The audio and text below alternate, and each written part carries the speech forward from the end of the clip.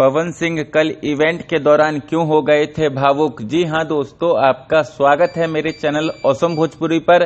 Video को पूरा देखिएगा। वीडियो पसंद आए तो वीडियो को लाइक और चैनल को सब्सक्राइब कीजिएगा। दोस्तों, कल पावर स्टार पवन सिंह का गाना सड़िया बुलुकिया का लॉन्चिंग इवेंट था लखनऊ में, जहां भोजपुरी इंडस्ट्री के तमाम रील क्रिएटर पहुंचे थे। साथ ही कई यूट्यूब चैनलों के मालिक और कई हीरोइनें भी पहुंची थी।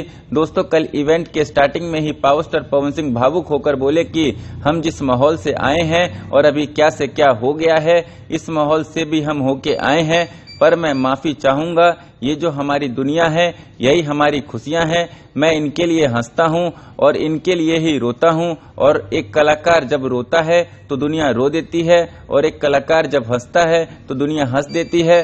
तो ये अपना कर्म है, इसको कोई अन्यथा ना ले।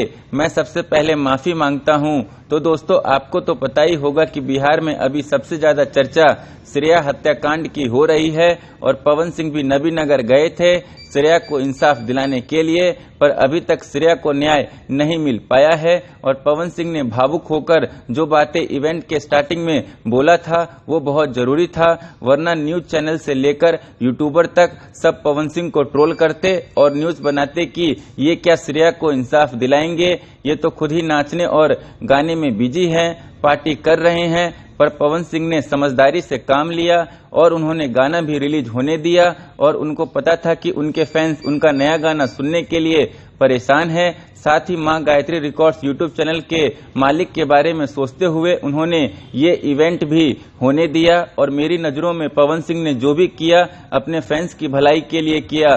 धन्यवाद। दोस्तों, आप लोगों को ये वीडियो कैसा लगा कमेंट करके जरूर बताइएगा। फिर मिलते हैं किसी नए वीडियो में। वीडियो पसंद आए तो वीडियो को लाइक और चैनल को सब्सक्राइब कीजिएगा।